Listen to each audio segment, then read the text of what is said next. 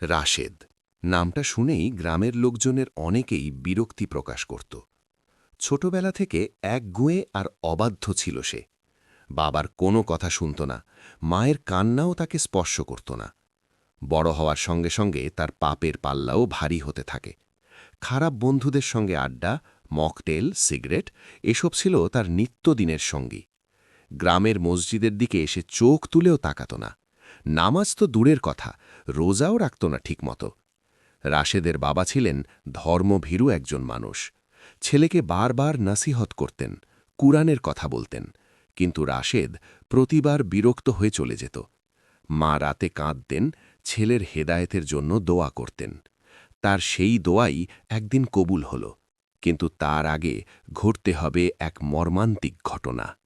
একদিন হঠাৎ করেই রাশেদের বাবা অসুস্থ হয়ে পড়লেন। ডাক্তার বললেন, অবস্থা ভালো না, শেষ সময় হয়তো কাছে।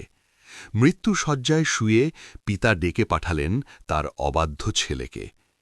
রাশেদ যখন বাবার পাশে গিয়ে দাঁড়াল, বাবা দুর্বল হাতে তার হাত ধরে ফেললেন। চোখে অশ্রু নিয়ে বাবা বললেন, রাশেদ, আমার ছেলে, আমি চলে যাচ্ছি, কিন্তু তোর জন্য আমার শেষ চাওয়া হল আল্লাহর পথে ফিরে আয়। তুই যত বড় পাপীই হোস না কেন, আল্লাহ মাফ করবেন।